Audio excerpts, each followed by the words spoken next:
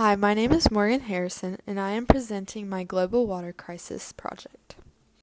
My topic 1 is a background on water sanitation requirements in the United States and in Israel. Here's the background behind the U.S. water sanitation requirements. Leading up to the Clean Water Act, the Cuyahoga River, which runs in Ohio, was so polluted by industrial waste in 1969 that it caught a blaze. The river was contaminated by nearby oil and steel mills. The steel and oil mills were on the side of the river.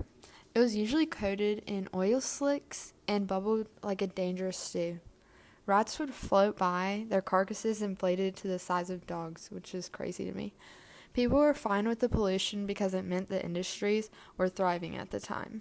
In 1969, an oil slick set ablaze on the river and continued for roughly 30 minutes. It actually inflicted around $50,000 in damage to train bridges over the river and drew the attention of some press. Due to the press and people coming to realize how bad the water actually has been polluted in the Cuyahoga River, it has caught people's attention and has caused a public uproar over polluted waterways, prompting Congress to actually approve the historic Clean Water Act in 1972. The monumental law was enacted to safeguard all of our waters, from the smallest streams to the mightiest rivers. The Clean Water Act is the primary federal act governing the preservation of water in the United States. According to the CWA, the goal of the CWA is to prevent, mitigate, and eliminate pollution in the nation's water in order to restore and maintain the chemical, physical, and biological integrity of the nation's waters. Some water sanitation requirements are avoiding water contamination, obtaining discharge license, satisfying appropriate water quality standards, implementing risk management plans, preserving records, and more. And now on the flip side is the bacteriologic levels have been the main emphasis of Israel's microbiologic water standards, which are actually less restrictive than those currently suggested internationally. Israel was able to adapt to its desert environment, limited water supply, and unpredictable weather. Their poor water quality has contributed to a comparatively high prevalence of waterborne disease and continues to be a public health issue. This should be a top priority for Israel's public health system. When you're looking in this picture on this slide, you can clearly tell that all of that trash could obviously lead to diseases and is clearly a public health issue. Israel continuously updates and investigates ways to improve their water quality. Although this picture may seem bad, they have actually improved it over time. Israel has a number of water treatment facilities as well. A water regulation that governed pollution and water conservation was passed in 1959. The Israeli government is actively developing a strategy to assist in resolving their water situation. Now on to topic 2, our current water quality in the United States and in Israel. One of the most secure water sources is actually found in the U.S. Regulations set forth by the U.S. Environmental Protection Agency, also known as EPA, must be adhered to with regard to the state of water source from which it is drawn and the treatment it gets. The Safe Drinking Water Act, also known as SDWA guidelines, are followed by community water systems. Standards for consuming water quality, water testing schedules, and water testing procedures are all covered by the SDWA standards. The community water systems that are governed by safe drinking water regulations provide tap water to more than 90% of Americans. Despite the fact that the tap water in the United States is among the safest in the world, which is actually crazy to me, contamination of water still remains possible, obviously. Due to this being possible, a water advisory may be issued to help safeguard the public health when water systems officials discover a problem with the drinking water supply. Health problems may result from some impurities in our water. Now back to the Safe Drinking Water Act, establishing guidelines that community water systems must adhere to. Our drinking water remains protected by the SDWA. The SDWA requires the EPA to develop guidelines on drinking water quality and to oversee the states, local governments, and water providers who carry out those standard enforcements. The EPA has established limiting contamination rates and treatment standards for more than 90 distinct pollutants found in public drinking water as a component of the SDWA.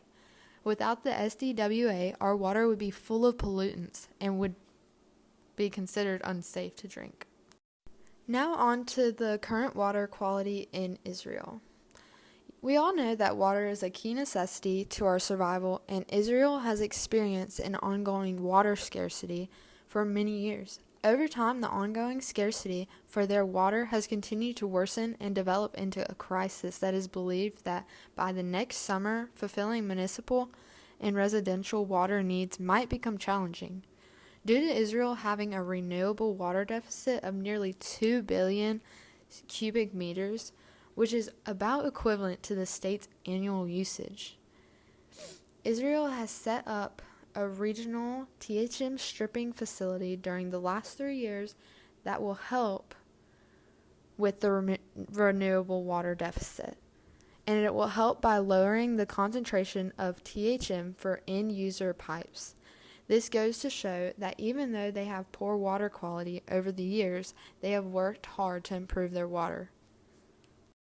To help improve the water quality, Israel's national water company started the National Water Carrier, which is a water transportation network that transports water from the northern lakes and transfers it to southern Israel, which is why they have 20% more water than they actually need. Topic 3.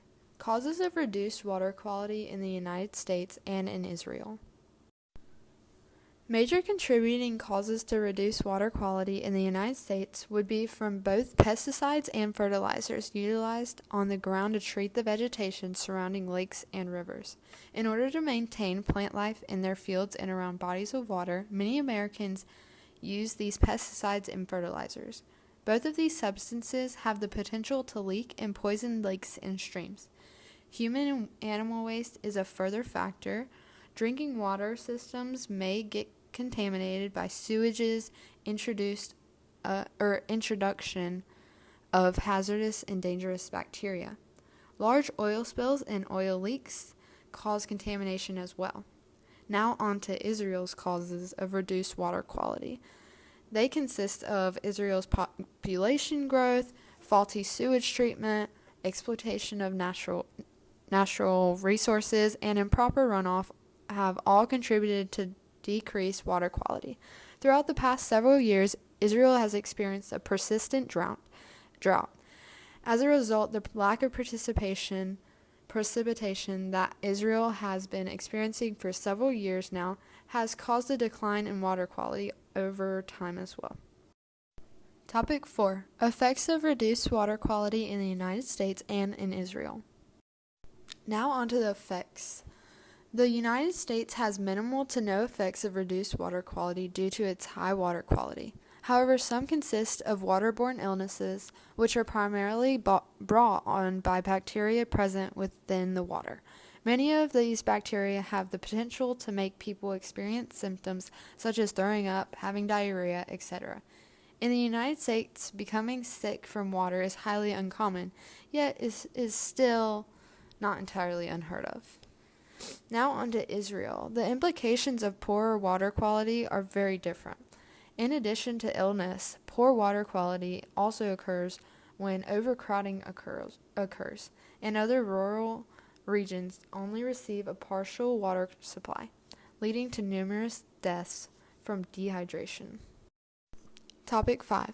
Possible solutions for the reduced water quality in the United States and Israel.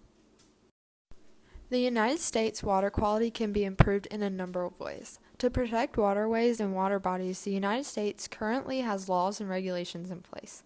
Avoiding toilet flushing is one way to reduce waste in the United States.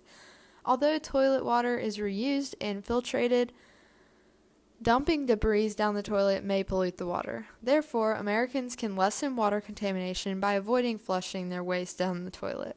Recycling is also another way to contribute to bettering the quality of the water in the United States. Trash that is left lying near water or on the beach can also be easily swept up or blown into the water. As a result, the water becomes contaminated and may potentially endanger marine life in that particular body of water. Therefore, picking up garbage around beaches and lakes could actually significantly enhance the water quality and purity if Americans choose to do so. Additionally, it can save money so that the United States won't have to actually pay more to clean up water bodies or for the additional filtering required. Now on to Israel. Water recycling is Israel's method of improving the water quality. Israel has the lowest water consumption in the entire globe thanks to its low flow faucets and toilets. This enables Israel to recycle its water, access regions with little water flow, and use it for agricultural purposes all around the country. Assessing potential leaks is another way to assist in enhancing Israel's water quality. Israel wastes a lot of water each year due to their piping leaks. They can conserve water and increase recycling if they employ technology to help find leaks and fix them. Lastly, topic 6, identifying and describing at least one disease/condition caused by dirty/unsafe water in the United States and in Israel. There are numerous diseases in the U.S., and they can be brought on by contaminated drinking water. The disease cholera is brought on by consuming tainted food or water. Vibrio cholera is a bacteria that contaminates food and water, produces watery diarrhea, and can even be fatal. Shortly after ingesting the polluted drug, symptoms appear, and if they are not treated, they can actually be fatal. Regulation and oversight can help with monitoring the sanitation of the water quality in order to prevent this. Typhoid is yet another disease that can contaminate water. Salmonella is the cause of typhoid fever. Typhoid can be present in the water used to rinse meals and wash hands, consequently spreading from there after polluting the hands that handled the meal and the food itself. Headache, cough, and stomach pain are all typhoid symptoms. Fortunately, drugs that treat the illness can usually treat typhoid. As a result of unsafe drinking water, a disease in Israel is known as leptospirosis. In northern Israel, polluted water is a common cause of leptospirosis. Leptospirosis is a difficult disease to diagnose since many of its symptoms are mistaken for those of other illnesses. Leptospirosis spreads by water or soil from contaminated urine from infected animals. Vomiting, headaches, and a fever are typical signs of leptospirosis. Antibiotics are used to treat and cure leptospirosis. Otherwise, recovery may be significantly more difficult. Thank you for listening to my presentation, and that is all I have to say for Israel and the United States about their water quality.